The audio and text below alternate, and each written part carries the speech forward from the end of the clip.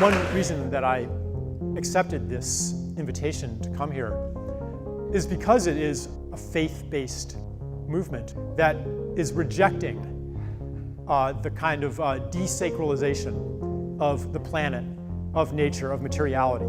It's not only saying, well, we should do a better job taking care of the planet because if we don't, we're going to go extinct. It's saying that the planet is sacred in and of its own right. Did we earn this planet, or is it a gift?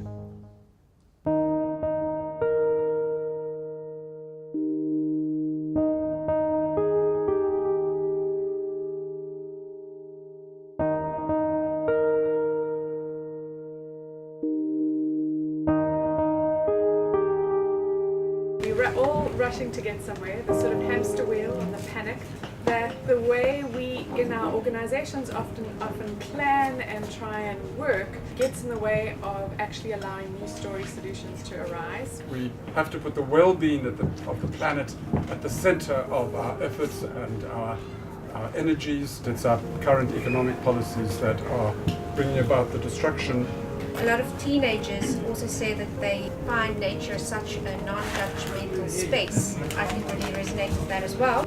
And we talked about SAFCEI having events in nature where we have just a welcoming space for all faiths. Our feeling was that we had in fact defined the new story in terms of the sense of community. Your child is my child. I guess what I'm looking at is community emerging around our growing realization of our care for the earth and our unity in seeking that. And the more involved we are in that, the more we need each other, because each of us brings a unique set of gifts that are essential.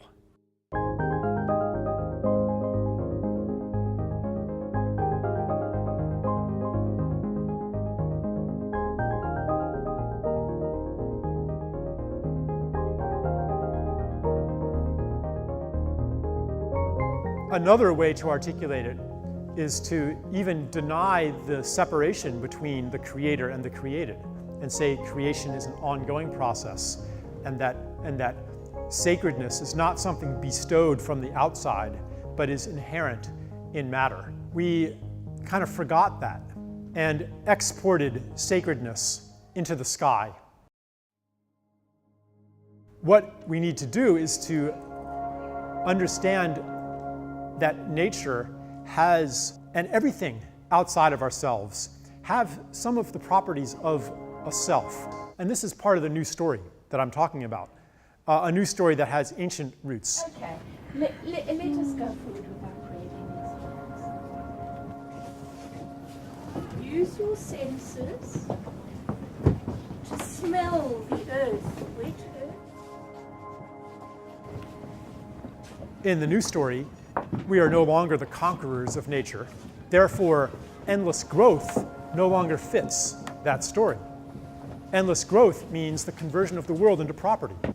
In the new story, we are perhaps the co-creative partners of nature.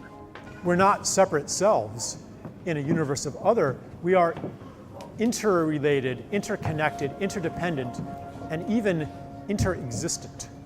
Who I am is more because of who you are. That spiritual principle in an Ubuntu society makes economic sense. What we need to do is to expand ourselves to include this planet, because whether we acknowledge it or not, what is happening to this planet is happening to us.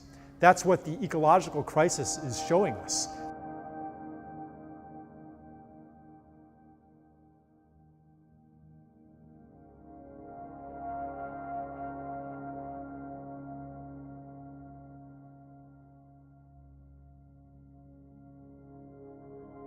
I just want to kind of touch on the gratitude that I feel. Like that's what keeps me going as I travel around. You know, everywhere I go, I see people violating the first law of economics, that human beings are motivated to maximize rational self-interest. You know, like you're a living reminder that a more beautiful world is possible.